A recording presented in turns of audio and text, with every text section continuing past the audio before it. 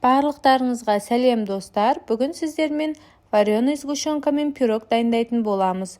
Өте жеңіл әрі тез дайындалады. Видеоны соңына дейін қарап, менімен бірге жасап көріңіздер. Қамырымызды жасау үшін ең алдымен құрғақ ыдысымызға ұн мен бөлме температурасындағы сары майымызды араластырып, крошки жасап аламыз.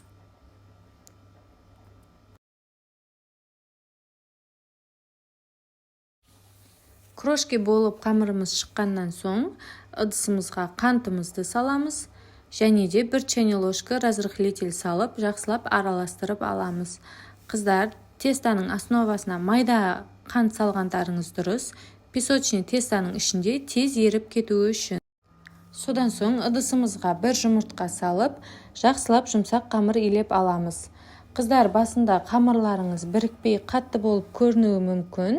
Кішкене илегеннен соң қамырларыңыз жұп-жұмсақ, әдемі болып шығады. Қамырымыз жақсылап біріккенше илеп, жұп-жұмсақ болып шыққаннан соң, пакетке немесе пищевой пленкаға орап, холодильникке салып қоямыз. Келесі кезекте пирогымыздың салмасын дайындаймыз.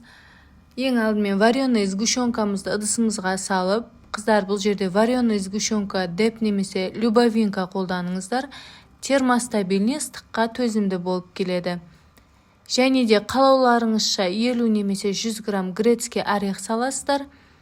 Және барлығы бірігіп тұру үшін 1 жұмыртқаның ақ уызын саламыз. Барлығын жақсылап араластырып, дайындап аламыз. Содан соң ыдысымызды дайындап алып, менде 24 сантиметрлік ыдыс. Тестамыздың кішкене бөлігін жоғарғы жағына алып қаламыз. Қалған бөлігін табамызға жақсылап орналастырып шығамыз. Қамырымызды қалпымызға орналастырған кезде астының бір жағы қалың немесе бір жағы жұқа болып қалмау керек. Барлығын біркелкі етіп, әдемі етіп орналастырып шығамыз. Содан соң дайын болған қамырымызға салмамызды салып, бір тегіс етіп орналастырып шығамыз.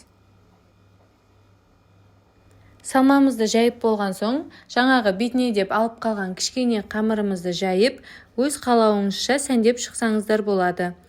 Қыздар, пирогқа қосылған барлық ингредиенттерді видеоның астына жазып кететін боламын. Бетін өз қалауыңызша сәндеп болған соң, міндетті түрде жұмыртқаның сары уызын жағып шығыңыз.